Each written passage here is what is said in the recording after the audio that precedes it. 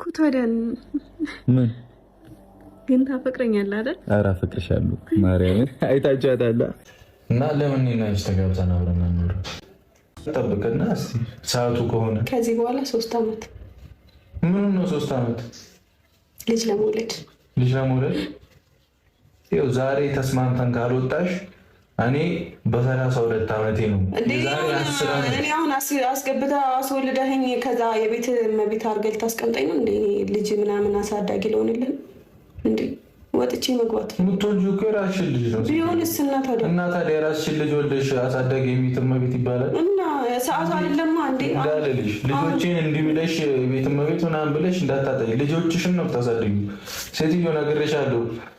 እስከምታረጊበት 9 ወር እንከባከብሻለሁ። ከዛ 3 ወር ተንከባከቢ ልጆቹ። ከዛ ከፈለግሽ እንደፈለግሽ ነው።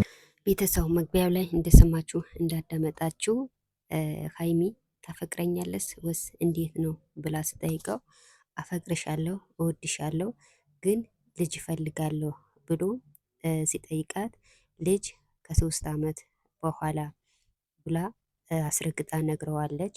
እንደዛ ከሆነማ ካሁን በኋላ ውል ማፈራረም አለብን፣ አለዛ አላምንሽም በማለት ብሩኬም አስረግጦ ነግረዋታል ማለት ነው። አይ ችግር የለውም እኔ ከአንተ ውጭ ወደ ውጭ በማለትም መልሳለች።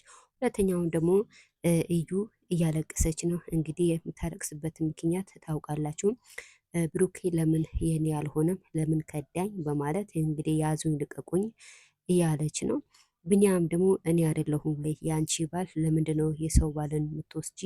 ለምንድነው የምትንከሸከሽ? ብሎ እየመታት እየገረፋት ነው። በጣም የምትገርም ሰው ናት። ተስፋ ቁረጪ ስትባል እምቢ ያለች ምን እንደሚሻላት እኛ ግራ ገብቶናል። እና ሀይሚና ብሩኬም ደግሞ መቼም አይለያዩም። ብዙ ወደፊት ናቸው እንጂ ወደ ኋላም የለም።